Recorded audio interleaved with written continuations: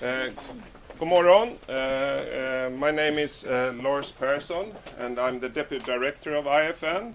And it's a great pleasure and honor for us to host this EEAG report. I think it's the 15th report and the second time here in Stockholm and at the IFN. And I'm convinced that it will be a really interesting discussion today, given the topic. And I think the discussion will be within generation, but also between generations. So I look forward to that. And Paulina Neuding will lead us through this morning. And I give the word to you. And please. Thank you, Lars. Good morning and welcome to EFN this morning. My name is Paulina Neuding, and I'll be moderating the seminar today between Mats Persson and Harold James. And we're going to talk about fairness between generations in an aging society. As we age, politicians have incentives to cater to the so-called grey vote. And the consequences is less fair. A bit louder. And the consequence, as we get older in societies, is that there's less fairness between generations, something that affects younger people and the unborn generations. And we're going to look at a number of ways in which states fail to deliver an equitable result. We're going to look at youth unemployment. We're going to look at the fact that so many young people in Europe go back to live with their mothers, the so-called hotel mama phenomenon. We're going to look at the increasing costs of pensions and medical care as we age and live longer. And we're also going to talk about the environment and issues such as global warming that future generations will have to pay the cost for. And with us today is Harold James, as I mentioned, co-author of a chapter on this issue in this report that you can find outside, just by the door.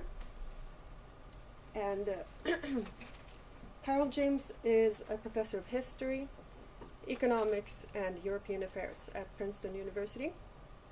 And you specialize in economic and financial history and modern European history. So with that, I'd like to welcome Professor James.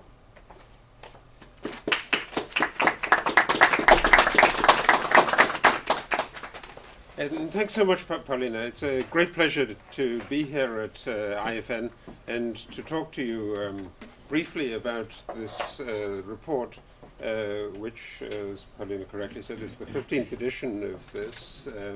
I've been with the group that produces it, the European Economic Advice Group, for 4 years now.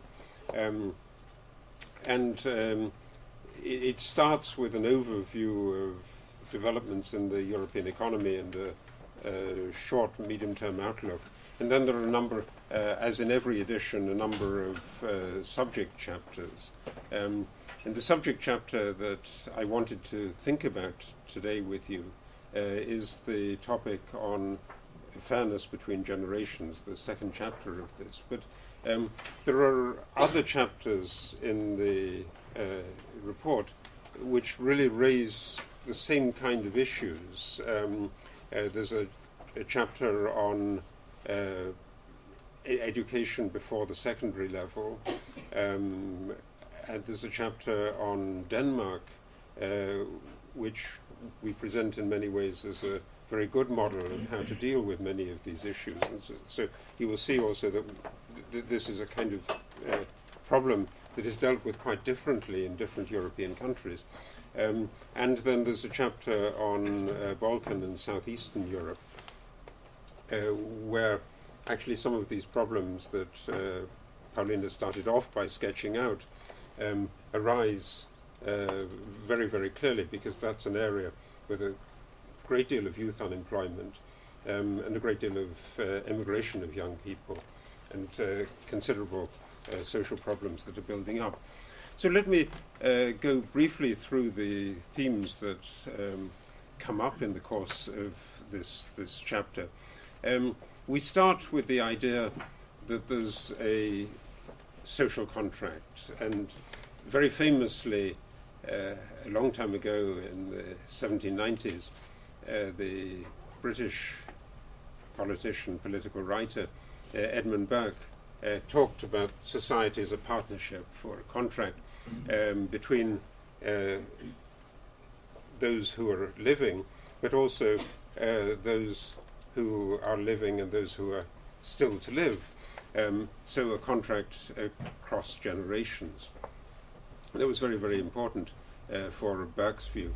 But it also, I think, goes into the modern period, because for Burke, the main way of dealing with this question of intergenerational equity was through the family. And the family was the center where the young people were brought up and educated, and then afterwards, when the parents are older, young people look after them. And so the whole contract occurs in this familiar setting. But we're not used to that anymore.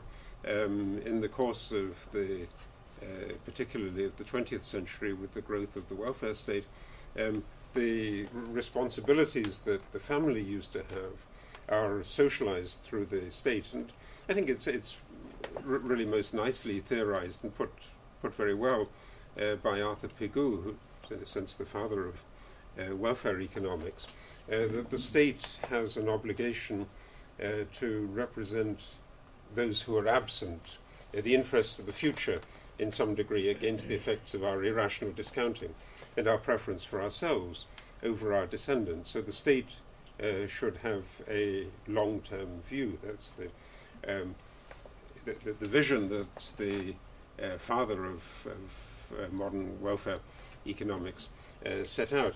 But in practice, it doesn't work very well. The contract is changing all the time, and it's often decided by a process in which older people have a greater and greater voice.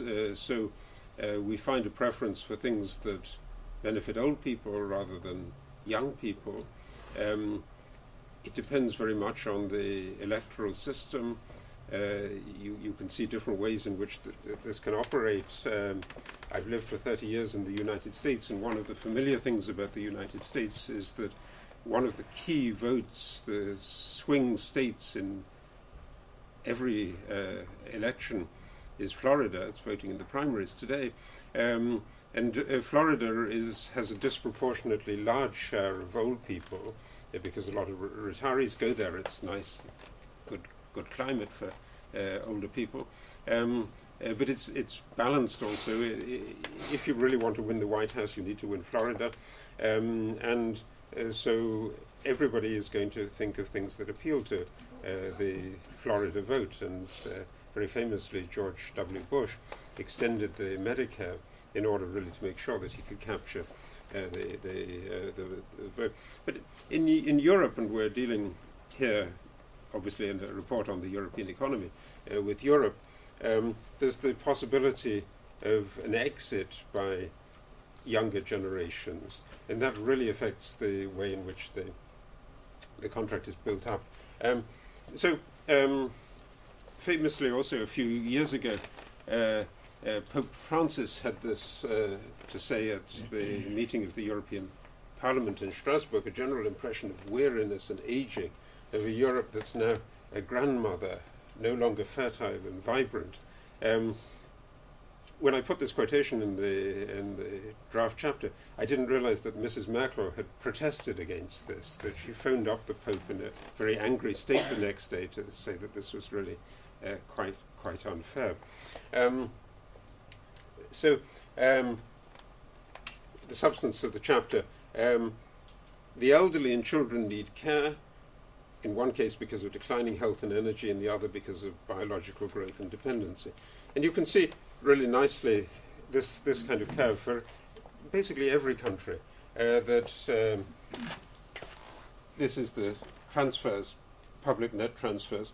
So when you're young, going up to the early 20s, substantial transfers in every country. You can see very, very generous transfers for very early youth in Finland and Sweden, so the sort of Scandinavian model is up here, lower elsewhere.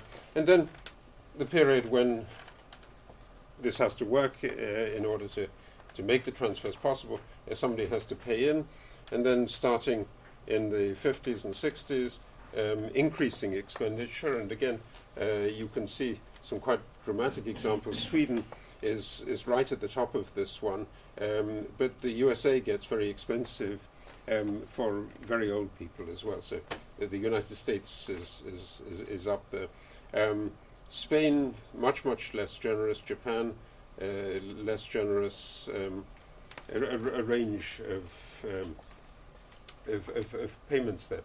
And in the report we go through a number of areas in which young people seem to be penalized, and it varies from European country to European country. So in a sense there's a kind of experimental story going on here. The most famous of these problems, labor regulations that give security of employment, fundamentally benefiting older workers and establishing disincentives for employers to hire younger people.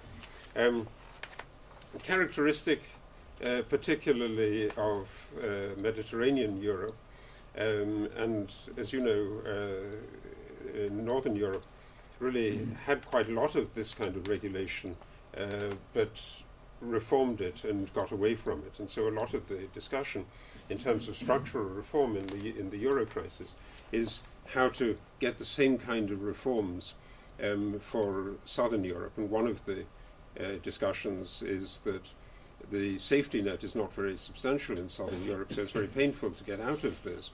And so making for a more flexible labour market depends on getting a greater degree of a safety net.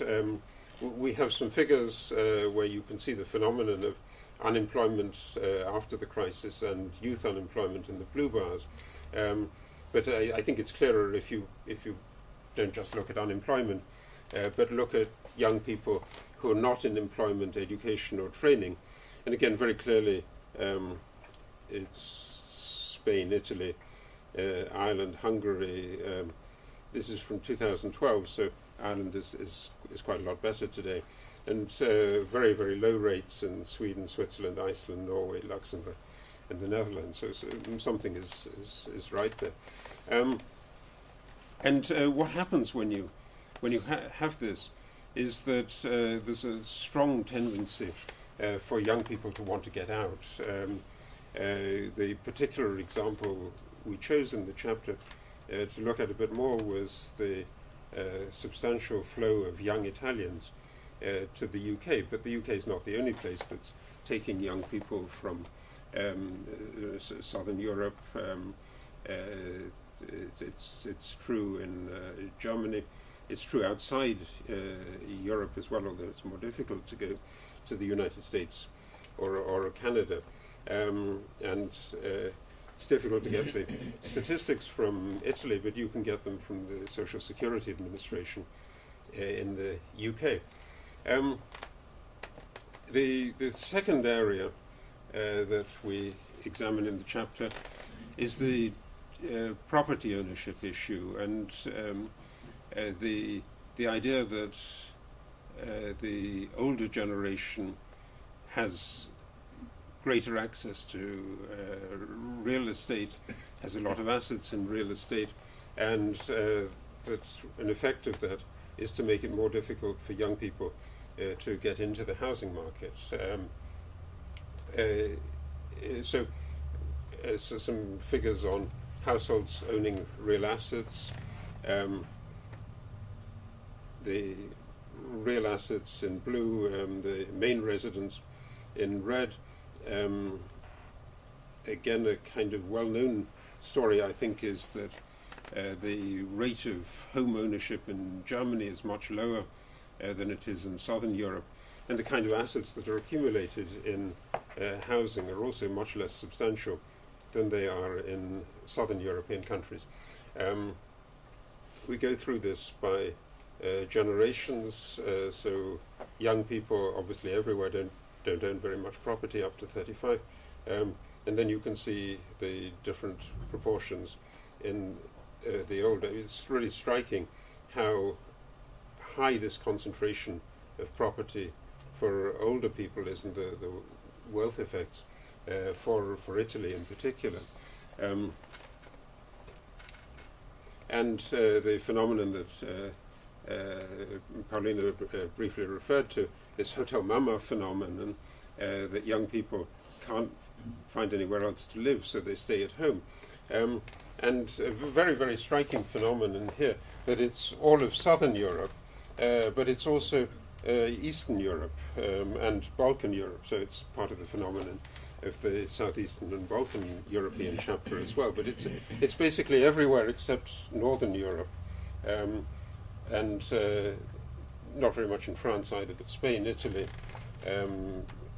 Greece very high, but Romania, Bulgaria as well, Poland, quite high rates. So another of these fairness issues. Pension schemes, that's, I think, an area that's attracted most of the discussion and most of the complaints about the unfairness of the system. The pension entitlements of younger people looks more and more precarious because the demographic projections show an increasing aging effect, and people live longer, so they're extracting more resources. There's a sort of simple solution to this, which is to adjust pension ages and to have some kind of moving demographic effect in the age of pensionability. And that works very well in some cases. Again, I would refer you there to the chapter on Denmark, where the political economy is right. But in some European countries, pension reforms are even being undone. So two very prominent cases. In Germany, the previous government raised the pension age. The current government has lowered it.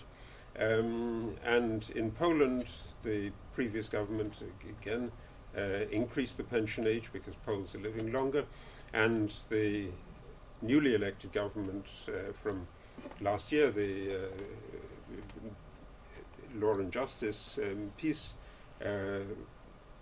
party, the Kaczynski party, the first thing it did was to reverse that pension reform and to increase the pension age, because it's appealing primarily to older Poles who feel threatened. The political economy is clear, but it doesn't have much of a financial support, and it's undermining the financial sustainability of the scheme. Relative medium income at old age, you can see, again, Poland, even before the reform, was really on the far end of this, and it's getting worse. Social benefits in old age, we track it over time for several countries, and then we think about the medical system, increasingly expensive care for older people dominating the cost structure.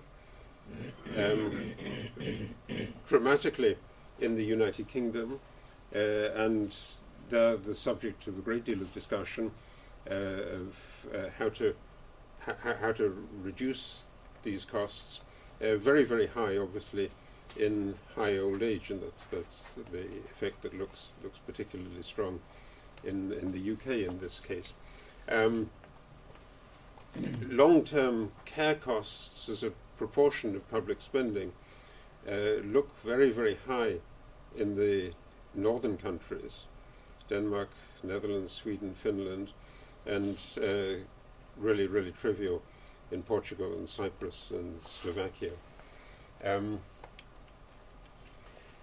So, in a way, the most troubling of these issues is that when you get these unsustainable models developing, when the transfers to the old and the promises for the future look in actuarial terms to be unsustainable, then there's a clear incentive in the European setting to opt out of the social contract. You can run away from it by moving to another country. And if that happens, there will be more and more really bad dynamics, because you can calculate how young people move away from Italy or Greece. You can't afford anymore to pay for the pensions, you can't afford to pay for the health care. The burdens increase, the tax burdens increase, the exodus gets even greater, and you get a sort of cycle of dependency. In some European countries, this is familiar already from internal migration changes. It's in the move from southern Italy to northern Italy, or out of the former eastern states of the Federal Republic of Germany. But there's a fiscal system that manages the costs of this and distributes from north to south. In the Italian case, in the European case, that doesn't really exist. So if you think about the policy implications of it, one of the policy implications would be, I think, though I must say we're a group, so we didn't want to push it too much in terms of the conclusion, but from my personal perspective, I think that some kind of Europeanized social insurance, both for unemployment and for old age, is really going to be the only way that you can really solve this particular problem, in a way analogous to that of the United States. And so some charts on government expenditure and government debt to show you the extent of the issue. And then finally, and Paulina correctly mentioned this in the introduction, environmental damage is something that again is a reflection of the way in which we tend to think about ourselves and not to think about future generations. The implications of it are that the welfare state isn't very good at managing the social contract, in particular when there's a substantial amount of migration, because it will create really, really big distortions. Thank you.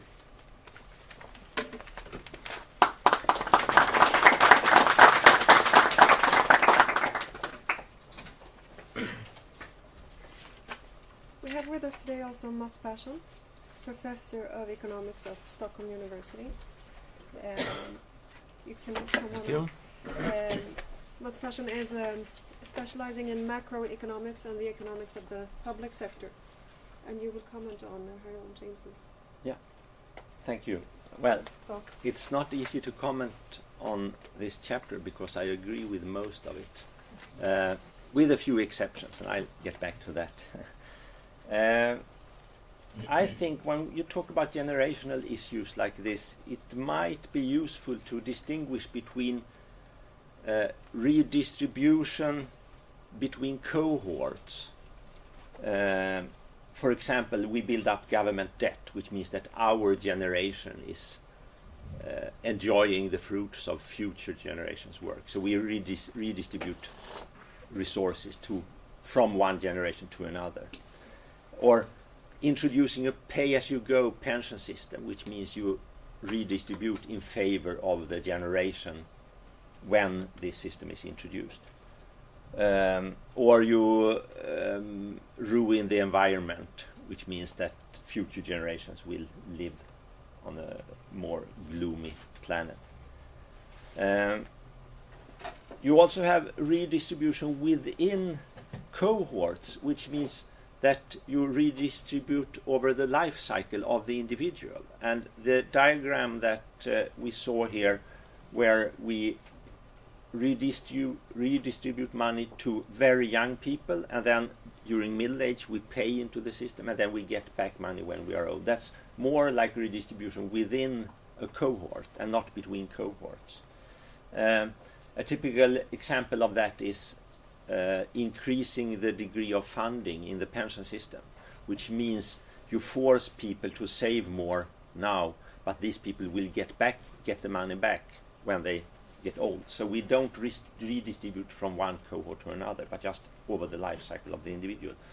And then there are issues that have some kind of intergenerational aspects, but are not mainly intergenerational aspects, which you bring up in your chapter.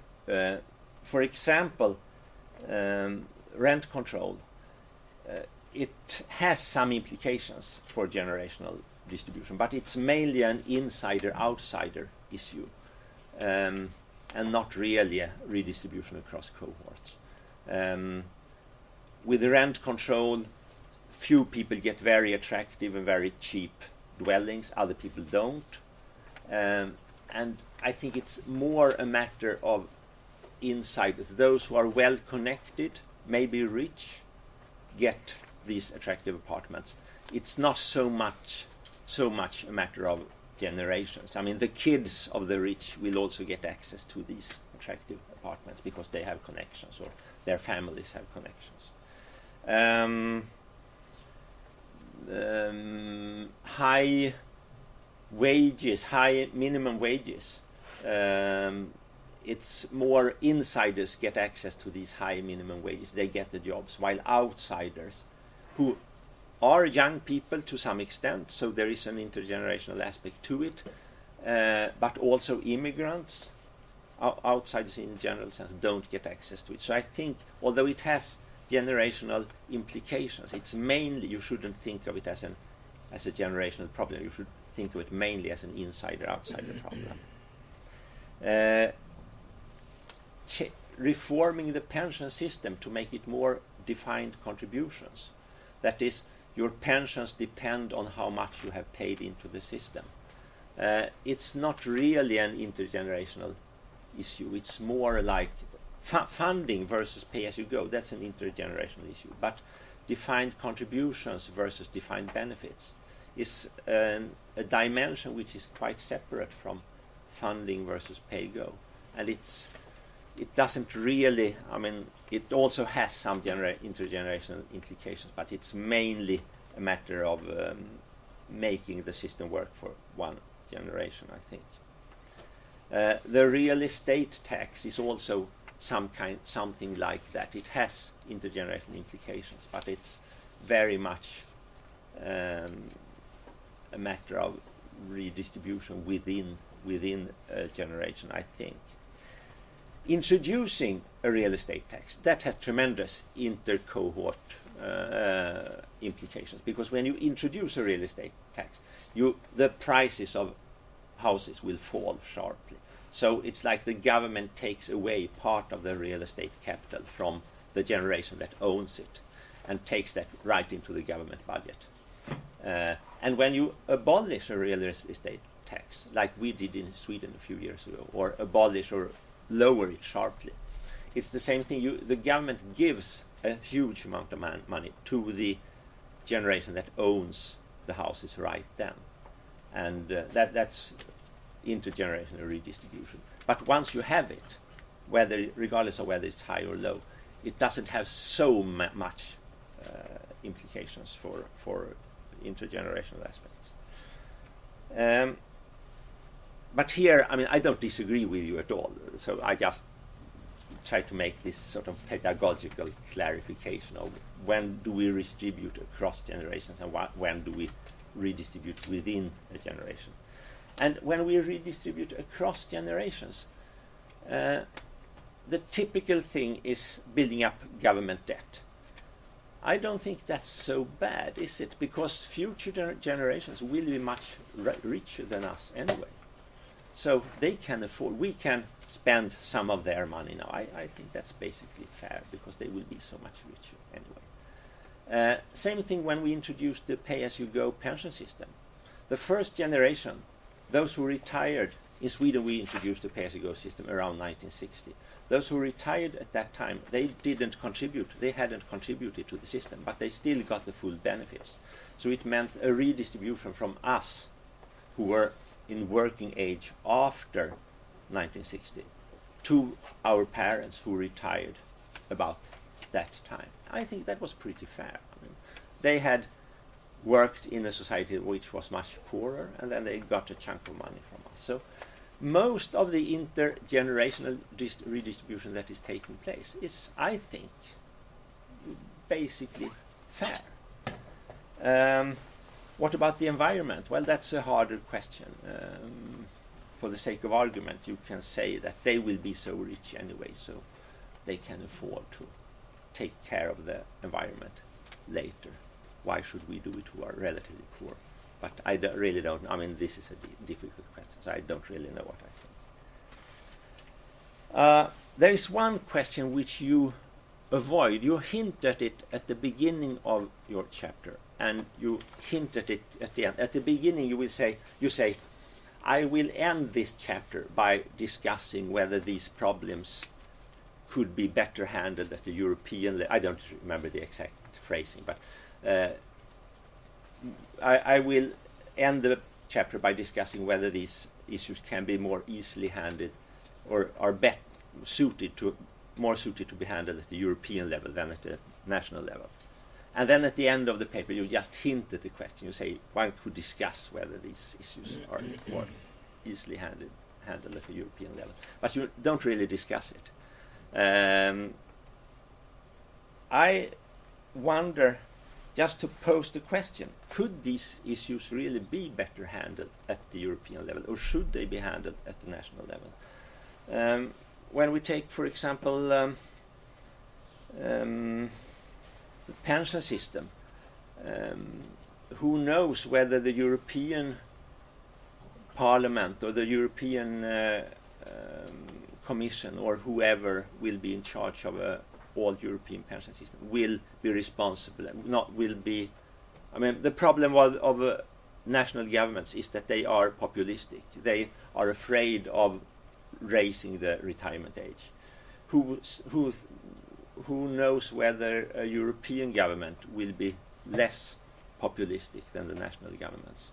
In Sweden, we are quite happy with that.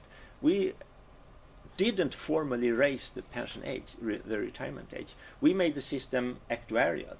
When we reformed the Swedish pension system around 2000, we said you can retire whenever you want, well, within limits.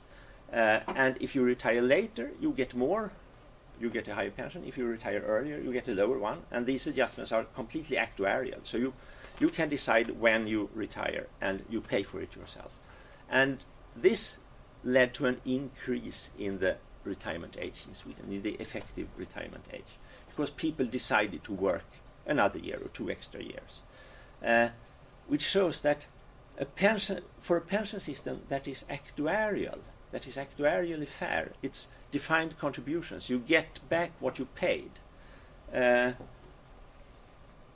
issue of the retirement date is not so problematic. While if it's not actuarially fair, if it is a defined benefits system, you will get a certain sum each year when you are retired. Then, of course, you want to retire as early as possible in order to enjoy as much of that as possible. So I think the solution to the problem of retirement age is to make the system actuarially fair, defined contributions rather than defined benefits, which we have done here, and we have been happy.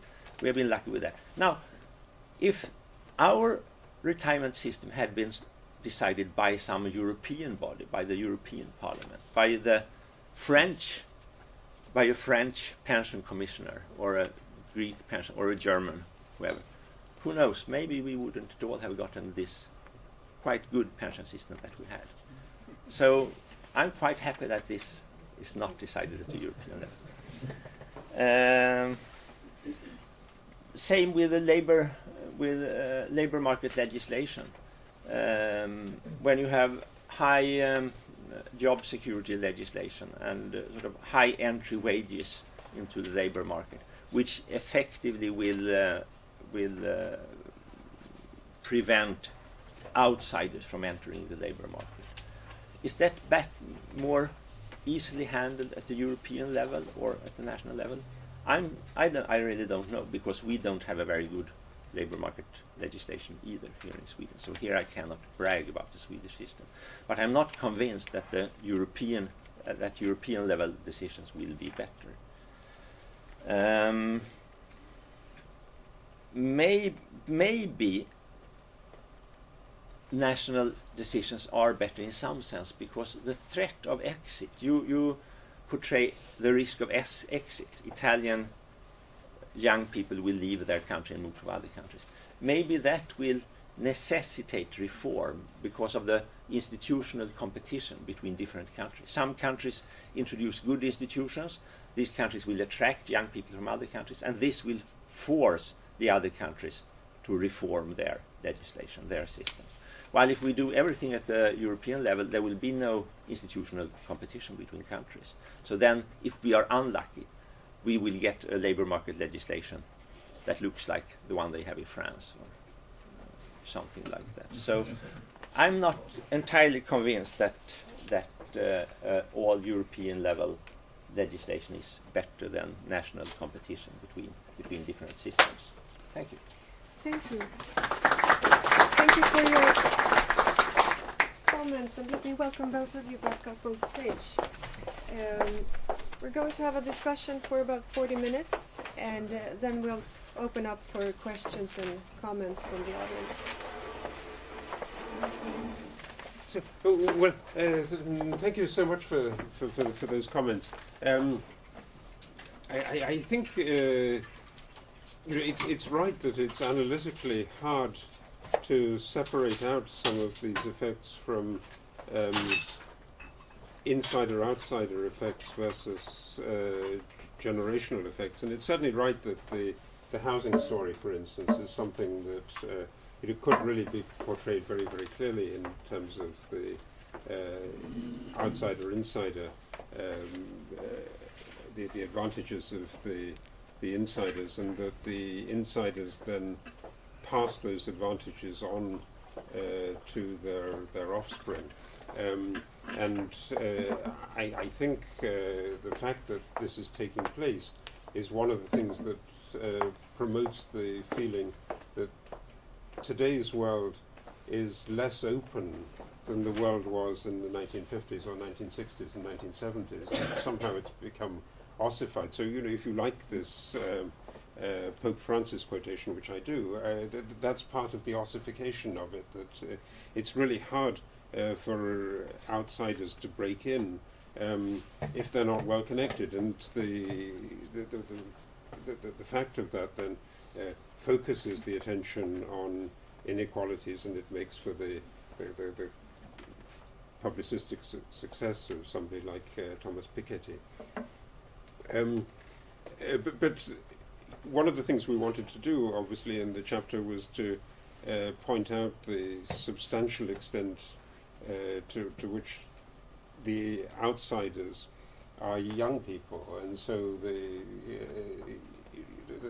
there are some insiders who are not going to be in Hotel Mama because the Mama can afford for them to stay in more luxurious places elsewhere. But the exclusion is generating a sense of conflict. The fundamental issues I think you raised are really powerful ones, and I think you actually brought it down to a simple kind of question that we should ask ourselves. Can we really build up government debt because we believe that the rate of growth will be such that the debt is sustainable? It's very much, I think, what you're inviting us to do is to make a bet on the future ingenuity of a society as a whole, of a world society. And one of the reasons that these distributive issues have come back is that,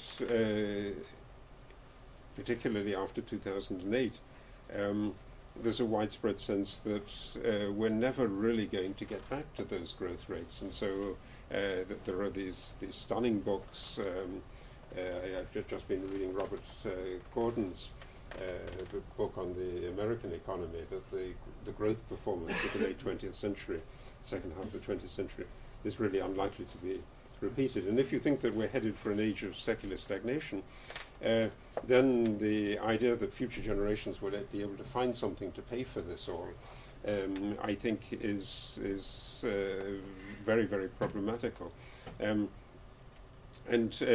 You would have to disaggregate then where you think innovations are taking place. So there's a great deal of medical innovation, but the medical innovation is actually pushing the costs because you can do more things. Actually, instead of making it easier to solve these problems, it's making it more difficult to solve the problem. And the medical cost story is really one of the substantial build-ups of the burdens for future generations. So, in that sense, I think really, if you wanted to caricature what you see in front of you at the moment, as a growth optimists or a growth pessimist here, I think that would capture something of the flavour of this, and that in the pessimistic scenario, it's really hard, and it includes particularly this discussion about the response to global warming. Is it realistic to think that we will have either the resources to pay for very expensive anti-global warming treatments or the technology that will make anti-global warming technology cheap enough? It's really an open question, and it will always raise the suspicion, I think, for the outsiders, for the young, for the migrants, that there's something of a confidence trick here, that they're being asked to pay for something, and that they're really not going to see anything in the end themselves. The big issue that you concluded with is are many of these issues better handled in a national setting, because nations are good experimental laboratories, so you can see in one place what's working or not. And there's something of that in this chapter as well, that we think that many of the things that have taken place in Northern Europe, Scandinavian Europe, are really good and have dealt with this successfully. That's right, but I think it doesn't quite capture the problem of mobility and the question of what happens when you get the real failures. And so, in a sense, the background of this chapter is the sense that something really deeply problematic has occurred in Southern Europe, and that the exodus of population isn't really producing the reform incentives that you suggest that it should do. That instead it's actually entrenching the old establishment, because the voters are more and more the old people. They're not going to want to do things that make them suffer. It's very, very hard to get pension reforms through.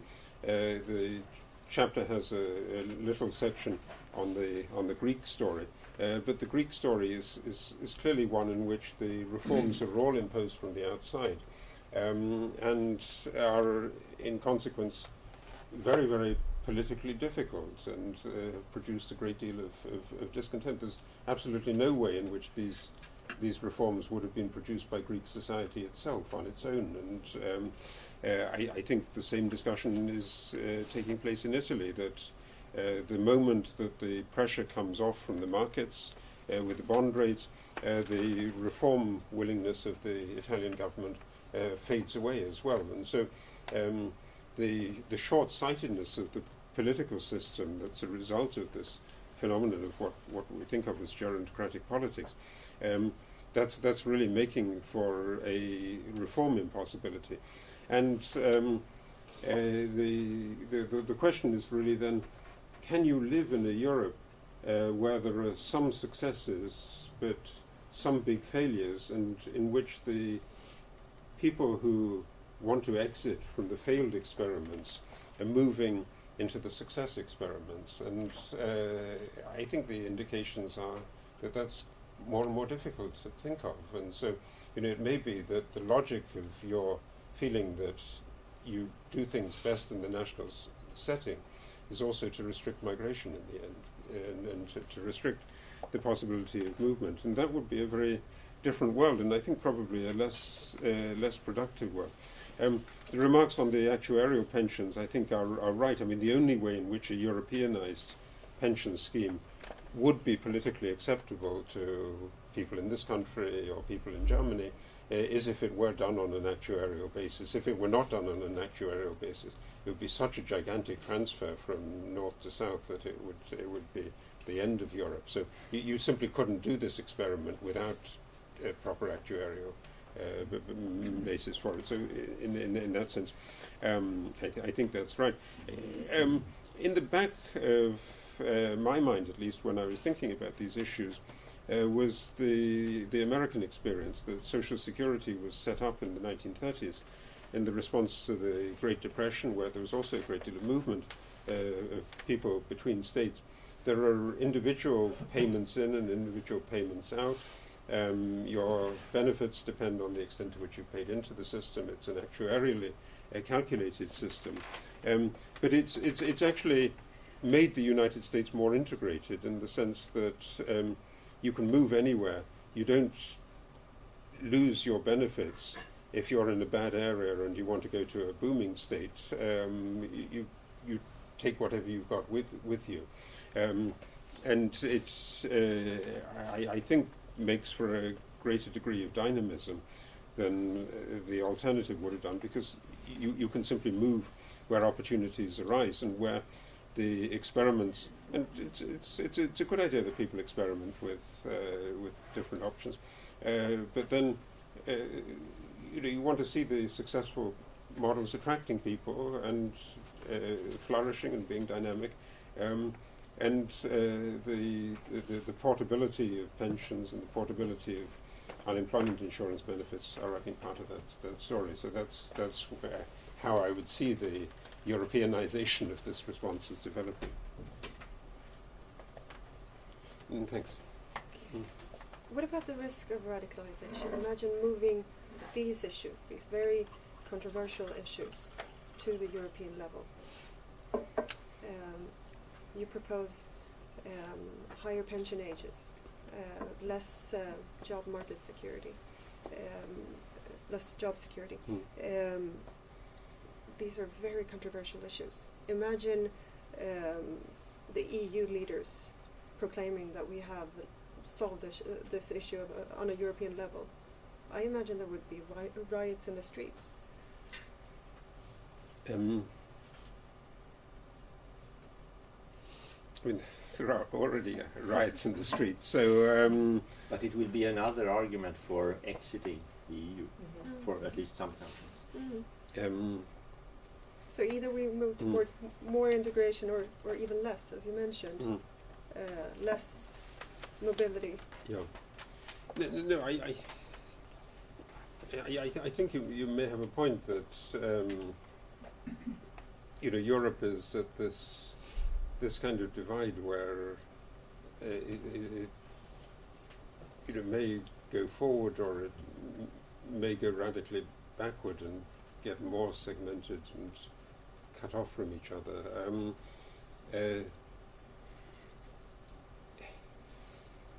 It's not a purely European phenomenon. I mean, I think that's why the discussion of outsiders and insiders is quite useful. That you can think of many poor countries, developing countries, where they've got a political system that's been captured by an elite, by insiders in your jargon, and then they face a big crisis, and then some institution comes from the outside, sort of characteristically the IMF, the International Monetary Fund, and imposes a reform program on them, and the reform program is often has an adjustment of the exchange rate, so it makes people who have got the inside position temporarily less well off, with the idea of producing greater sustainability and greater growth in the longer run. But the solution comes from the outside, and in effect, that's I think what you've been having in peripheral Europe and in southern Europe, and so the reform agenda is coming from the outside. It's very, very difficult to produce it in the inside when a system is captured in this way. But the moment that it comes in is always a moment of crisis. And clearly there are people in those countries who think about ways of breaking out of the crisis, but then they will characteristically appeal for the outside help, not just as a short-term financial assistance in terms of bridging over a payments gap, but in terms of also restructuring a set of political priorities. And I think the analogy is there with peripheral Europe now. So when we are captured by the grey vote, we may need to go to an outside authority to impose the necessary reforms. Right, and you will know that you're captured by the grey votes, as it were, because you've got into a fiscally unsustainable situation. So you're dependent on substantial funding either for the private sector or the public sector. Not special. I don't agree. I mean, these are difficult things. You never know what's right or what's wrong.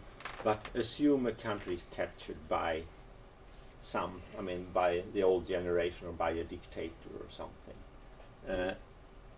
If you impose changes from the outside, it's politically very sensitive. I mean, it's not really legitimate. It will very rarely be accepted by the people.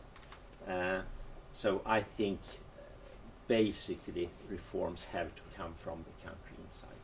Now, this means that you cannot bail them out, because if you bail them out, if you have a government that mismanages the economy and you keep lending them money, then of course there will be no reform. But if you force them to default on their debt, so they have to be entirely on their own, this incompetent government will not, hopefully, survive, but will have to reform the economy. I mean, there are of course extreme examples where dictators survive for decades, but in principle, as a sort of a general view, let them default, no help from outside, don't support the old system. If the young are moving out, let them move out, because we have to have mobility of labor in Europe.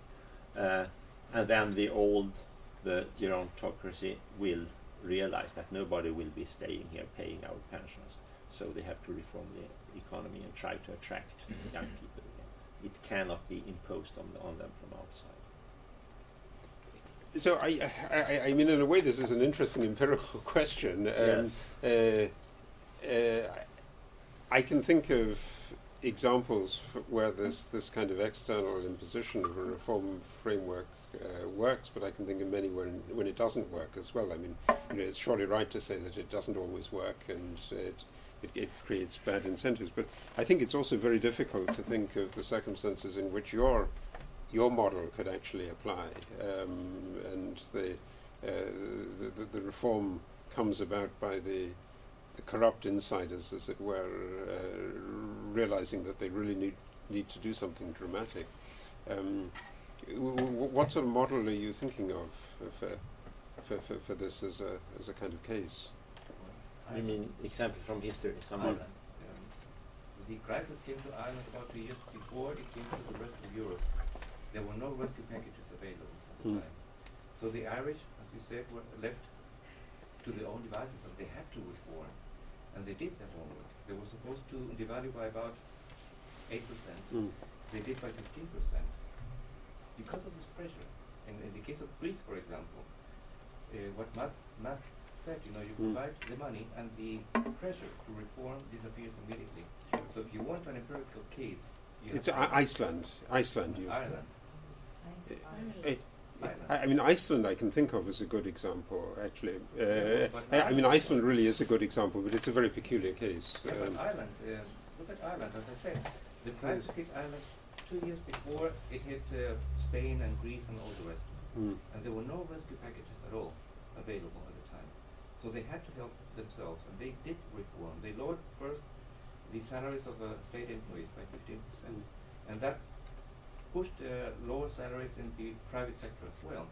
That made Ireland a lot more competitive. And what you said, you know, if the young people can move out to look for better opportunities, let them go. You know, this is freedom of movement is going to provide a relief valve to the situation. And you can see that Ireland has come out of the crisis and is growing up. It's growing very nicely now. It has a primary surplus that is very good, and it is an example for Greece and Spain and all the other countries in crisis. Yeah, I mean, Ireland was quite a dynamic country in the 90s. So it had a series of fundamental reforms right back in the 1980s, and it grew them quickly. But in the 2000s had a housing boom that was just out of control and couldn't really be dealt with a monetary instrument. But I don't think it's a good example in the Irish case of the kind of malaise that we're looking at in this chapter, in the sense that the Irish problem, when they hit the crisis, isn't the result of excessive pension payments or excessive medical costs. It's a fiscal crisis that comes about. Yeah, of course, it was a property bubble. Right. The point was that Matt said, do not provide too much relief, because the pressure to reform disappeared. It doesn't matter if you're talking about a property bubble as you had in Spain and Ireland, or a public sector one as in Portugal or Greece. The fact is make it difficult for them, bring them close to default, because it's the only way that is going to promote reforms. Italy was the same thing. With Berlusconi, there were some reforms at one moment, and then there came an aid package from the European Central Bank, and immediately Berlusconi said, well, we didn't actually mean it that way, and he rolled back the reforms. Yes, I mean, the problem with Italy is, though, that it's a sort of nice illustration of why a reform package needs to be carefully adjusted. The moment that you start to strip away, for instance, with the labour market reforms, and that was one of the most politically sensitive issues. I mean, this is a sort of classic outsider-insider issue. But the moment that you start to strip away these protections, you get an increase in unemployment, because people are being laid off before the effects come in of the possibilities of growth. And so this is the classic case where also there's an argument for sustaining it with a fiscal package at the moment that you're doing the reform. It's why the political economy of reform is so complicated. Immediately, the moment that you do reform, it costs you something, and it's a sort of time problem that the short-term costs are big, the gains are possible in the longer term. But if you don't really have confidence in the system that's doing this, you don't want to bear those short-term costs. But if the reform is imposed on you from outside, you will blame these costs on the EU or on Germany or whoever is imposing them on you. While if you are forced to do it yourself, then there is nobody to blame, except the market, of course. Yeah. No, I mean this is completely right, but maybe I mean,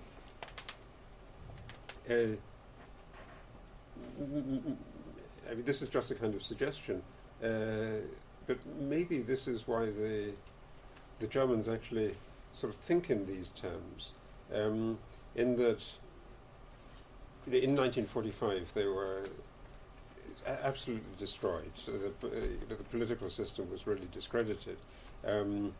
And then there's a question of how to introduce the reform. But it's very, very important that Germans don't do that themselves, that it's done by the Allies. And the currency reform, which is such a stunning success in the end, when it was done in June 1948, initially everybody in Germany complains about it, and it's very good that it's done by the US military authorities. Same in Japan. These dramatic transformations take place when it's possible to blame somebody else for a reform that in the short term is costly, but in the long term pays off. And that to me is a kind of model of a really successful thing. But there's no way in which the Germans could have produced that themselves. But then maybe these were exceptional circumstances. Yes. I mean, you have a dictatorship that was militarily defeated, and then the victors imposed reform on the country. Now we are talking about the peacetime Europe with democratically elected governments that are incompetent and pursue a bad policy. But that's like, it's such a difference. No, I mean, it's a very, very interesting argument, I think, about, what kind of reform is possible in so-called normal times, and what kind of policy is possible in really exceptional times. And the point of this, and I mean in a sense this idea of Europe being at the turning point, is that we're really at the moment in, I think, something that's more like exceptional times than it's like normal times.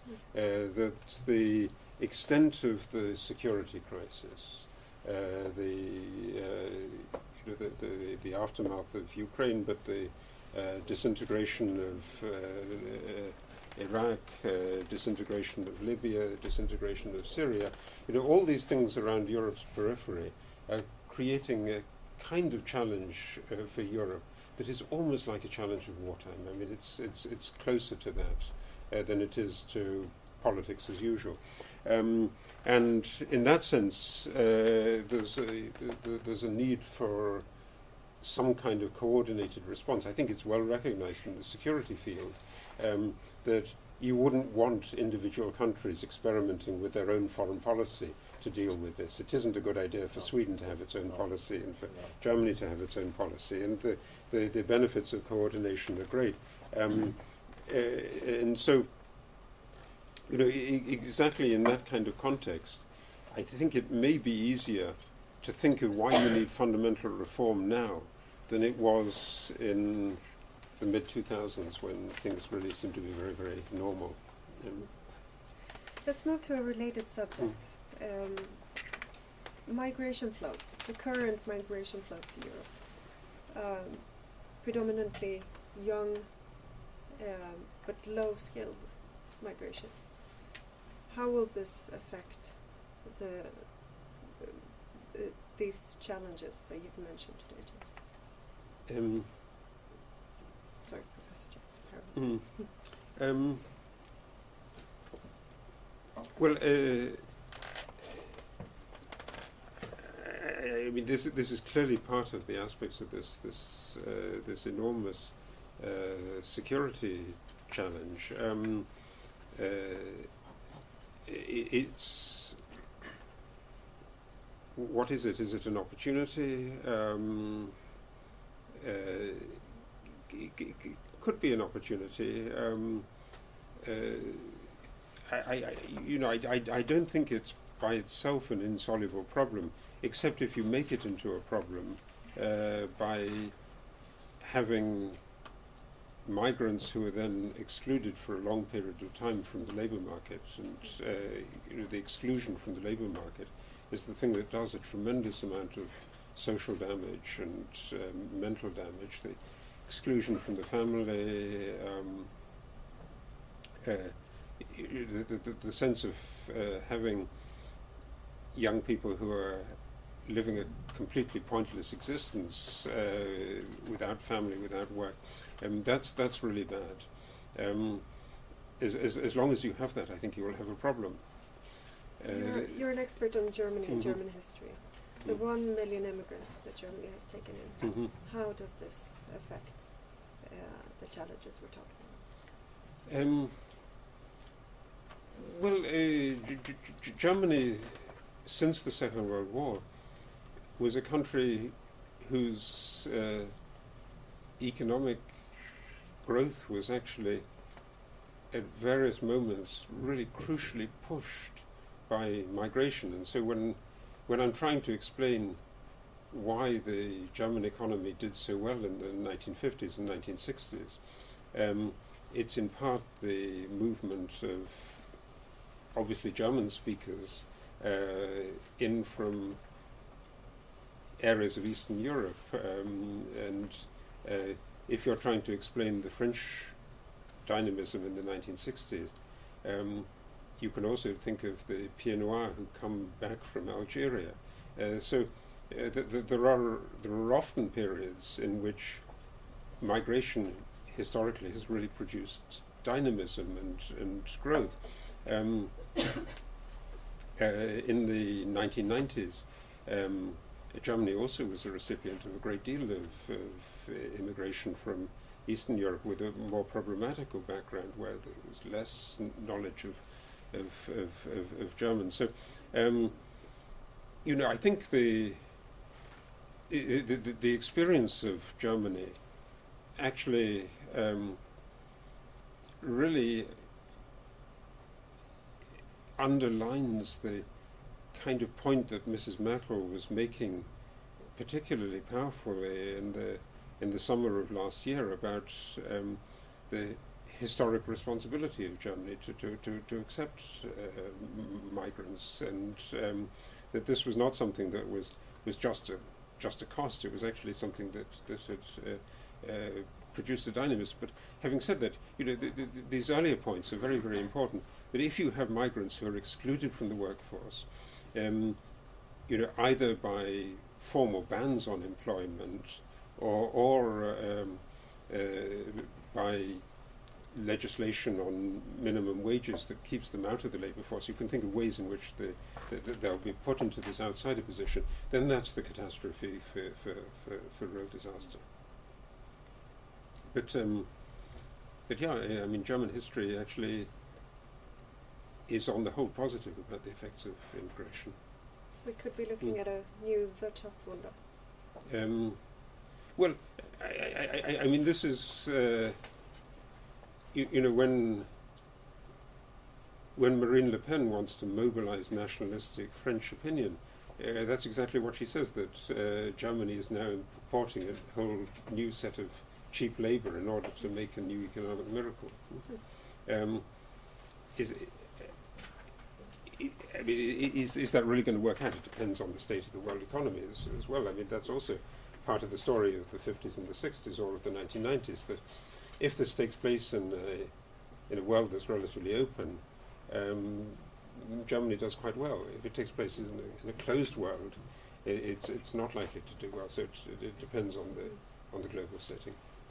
There is this this school of thought which explains the fact that the two wonder economies after the Second World War are Germany and Japan, and that's because they were defeated in the war. The old establishment was destroyed in both countries, and that sort of made it possible to reform the economies, to make the economy work smoothly. I don't know if, I mean, you can never know. There are too few observations to really draw any conclusion. But there are, I mean, economists who claim that. And maybe, I don't know about France after the defeat of 1870. The French economy, I'm told, performed pretty well. Sweden, we had this revolution in 1809. Sweden before 1809 was a corrupt, stagnant society. And after, say, 1850, it was well-developed, liberal. Corruption was completely removed from the Swedish state apparatus. Some people say it's because of the revolution of 1809 and the new king imported from the French Revolution that sort of took away the old institutions. It's very hard to say, but if, ending in a note of hope, if this immigrant flow, the worst thing that could happen is that the Swedish model remains in place, because then all these immigrants will be perpetual outsiders. I mean, it's a rather frightening perspective. And a possibility is that the Swedish model, with all that this means, I mean, labor market legislation, everything, will fall apart. And then maybe Sweden will have a good, well-functioning economy. It's a difficult choice, because if you have the legislation in place, all these immigrants will be outsiders. They will go into crime because they won't get any jobs. If the model crumbles and minimum wage, well, we don't have minimum wage legislation here, but in practice we have it because of the central agreements in the labor market. If those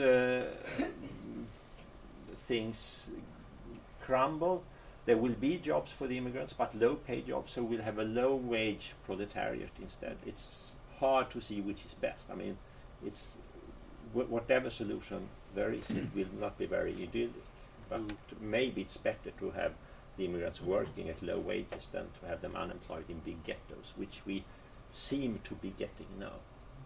I mean, can I maybe just inject two things there, two observations? One is from the U.S. experience, that we have a border with Mexico. It's a famous border, and Donald Trump wants to build a much higher wall there.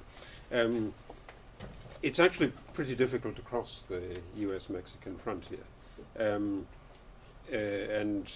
there's been over a decade of trying basically to militarize the US-Mexican frontier to stop migration.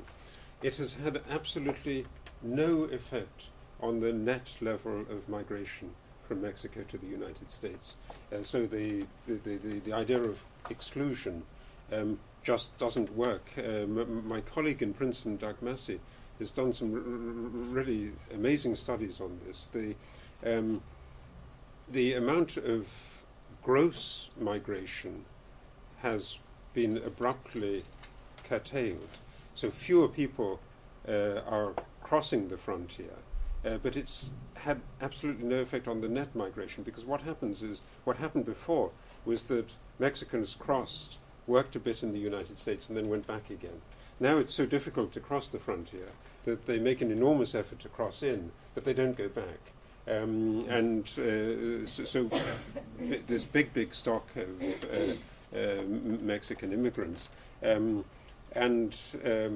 so notionally excluded from the labour market, but in practice not excluded from the labour market, because there's an enormous amount of toleration of illegal employment. And that actually seems to me, in the end, paradoxically, to be better than rigorous enforcement that would keep them completely excluded and would push them into the criminal direction that you imply.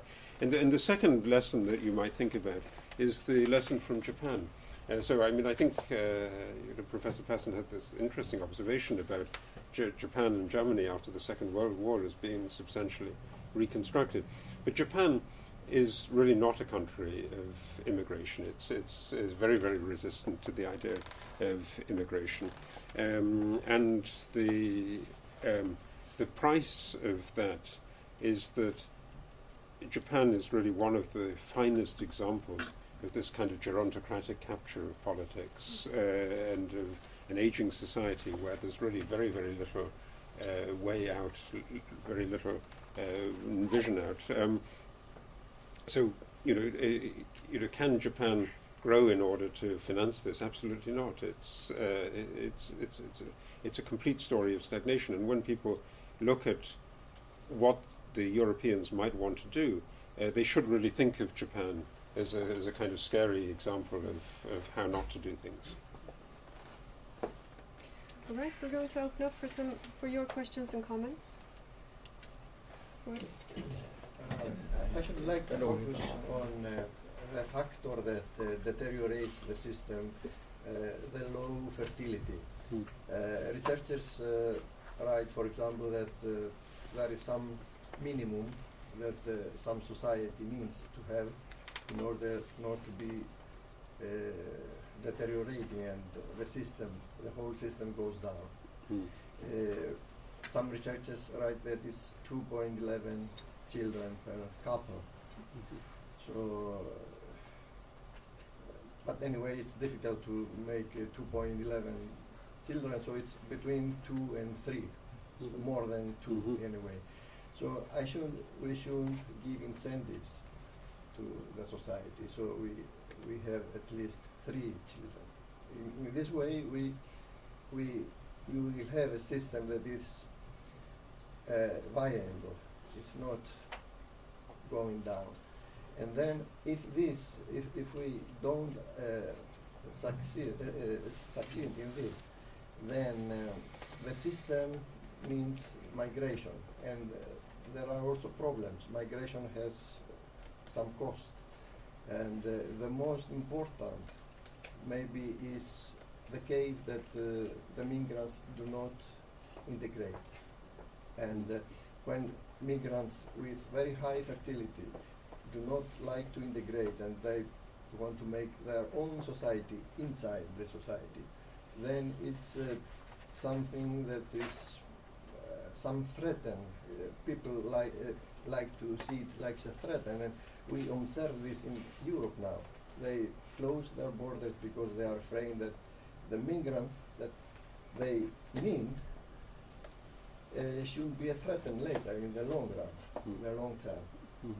So I think that the whole model should have two necessary conditions. First, that we keep the minimum fertility at some point, for example, somewhere between 2 and 3 children, and then if we do not succeed in this, then we have to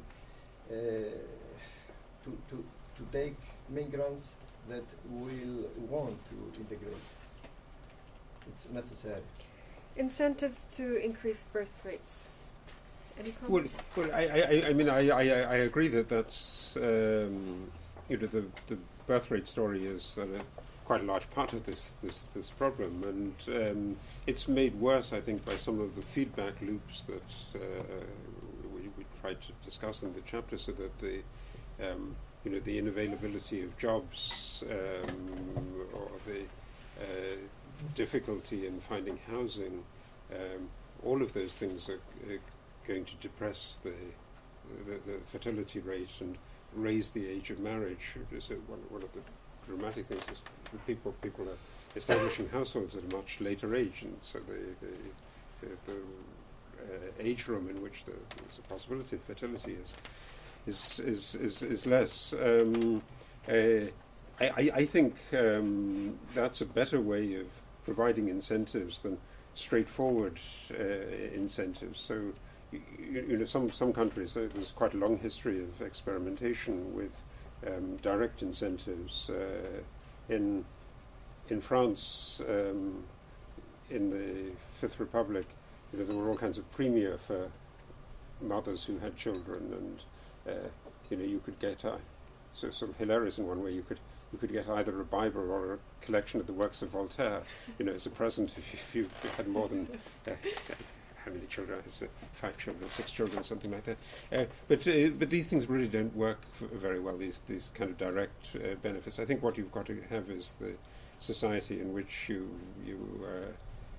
young people have jobs, have education, they can afford housing.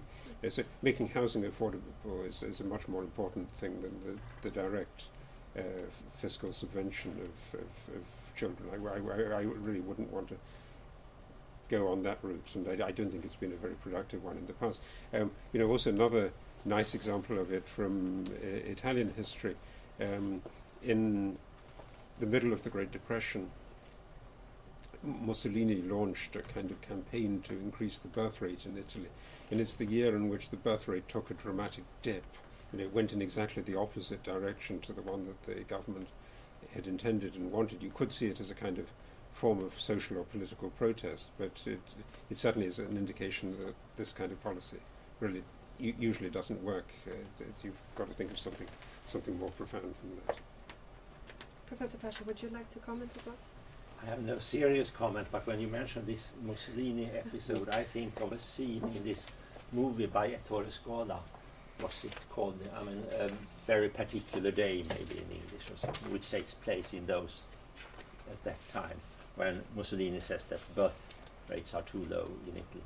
And then you have this rather unpleasant main character played by, I think, Marcello Mastroianni, and the female character, Sophia Loren. And sort of he looks at her and says, well, maybe we should think of increasing the birth rate of Italy. But it didn't work. But I think basically low birth rates in the country isn't a big, I think people exaggerate the problem. I mean, it will lower the rate of return on pay-as-you-go pension schemes. But I think that's the major problem. You can solve that by immigration, and then you have the problem of cultural integration. And I think it's, and you can have different views on that. But it's, maybe one should note that the countries that are now in Europe, that are now most opposed to the immigration wave, that is Hungary and Poland, are countries that historically have had problems with their national identity, or they haven't. I mean, the Poles and the Hungarians have had no problems with their identity, but they have been threatened. They have lived under threats of cultural extinction. The Magyar sort of culture during the Austrian Empire, when the Hungarians always complained to Vienna and sort of were caused lots of problems, and Poland throughout, I mean, the whole 19th century, when Poland was threatened to be sort of extinct, and in the end now the communist regime, which also threatened to culturally rule out these countries, like the Baltic states. So it's no surprise that these countries are the ones that are most clearly opposing the migration. When you mentioned ways of transferring some of the wealth of people in retirement to the younger generations, or recycling this wealth, you mentioned the property tax, which is a very good idea, but there was no mention of inheritance tax, which Germany is considering for the time when the baby boomers, the German baby boomers, go into retirement in about 10 years. That's one of the plan B that Germany is considering. What is your opinion on that? I'm a great fan of the property tax, and I think it was one of the most silly things that the Swedish government ever did, to abolish the property tax in Sweden. And it's an interesting question. Why was the property tax politically unsustainable in Sweden, while it is sustainable in the US? Then people say that the US property tax is much lower than the Swedish, but than the Swedish was before 2007. But that's not true. Even California, which had a tax revolt, and which sort of legislated a maximum ceiling for the property tax, that ceiling was above the property tax of Sweden prior to 2007. So it's an interesting question. Why is property tax politically feasible in some countries, for example the US, and not in Sweden? As for the inheritance tax, I'm skeptical, because very few people pay inheritance taxes. There are so many ways to avoid the inheritance tax, at least for moderate amounts of wealth. If you have very large amounts of wealth, then it's more difficult to hide it. But for moderate amount, I mean, I would never dream of paying an inheritance tax. Or I can think of hundreds of ways to make my children get my money without paying any tax. So I think that was actually the reason why it was abolished in Sweden. Even the Social Democrats were part of this agreement to abolish the inheritance tax, recognized that nobody's paying it. So it's more a tax on honesty and on wealth, and it's a pity to tax on it. I mean, the property tax story, I think, is a very, very interesting one. You can see it a bit on some of those diagrams. Give an example of Italy, I think, is a fine example, because the property tax discussion was central to the political economy of Italy, and the basic key to Berlusconi's success was his promise either not to have a property tax or to repeal the property tax that the centre-left government had imposed. And it's very, very appealing if you look at the structure of assets, because Italians have a large amount in real assets, you saw that on the figure, but not very much in the way of nominal assets, and so paying these property taxes is actually hard for them to do.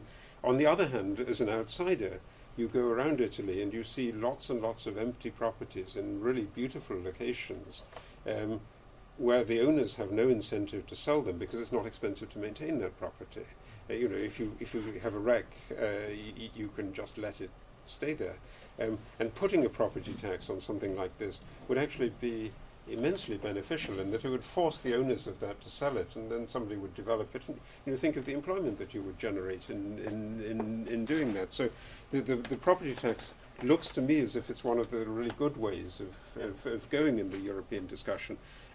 It's right that it's a striking contrast with the United States. I think the thing that you've got to remember with the United States is that property taxes are local, and so in that sense, this experimentation that is a good idea in societies, that people should be free to have different options, and you can have areas with high property taxes and good municipal services and good schools next to areas with very poor schools and low property taxes, and then you can actually choose where you want to live. If you have children, you can live in the high property tax good school area if you go elsewhere. But having property taxes as a way of paying for local services, I think, is just an excellent solution to that.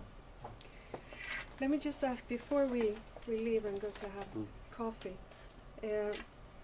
are you optimistic about our chances of solving these challenges? Where will we be in a quarter of a century, in 25 years? Well, the reason that I'm not completely pessimistic is that I think we're really now at the moment of a kind of unique series of simultaneous challenges that really call for a sustained rethinking. If we kind of muddle through and do the old school, then the future is indeed pretty bleak. If we think about the costs of providing security in the modern world, including social security, then we can we certainly got the resources to deal with it, and it needs some institutional response. So we have a challenge, but I believe it's possible to give a response.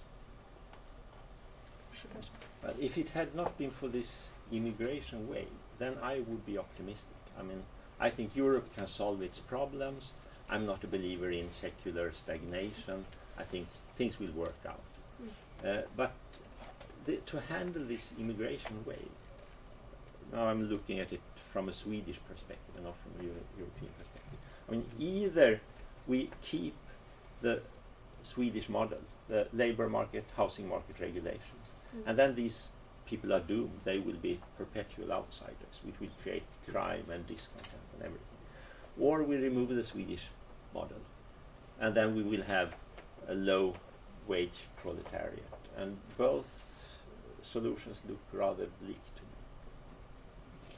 So things will work out if we meet the challenges? No. Oh yes. But I mean, how would we meet them? How would we handle the immigration? I don't know. There is really no solution. I mean, there was the former leader for the Swedish Conservative Party said, half a year ago, he said, no problem with immigration, open your hearts. I think that was one of the most silly comments on immigration ever made by a leading Swedish politician. That's right. I agree with the view.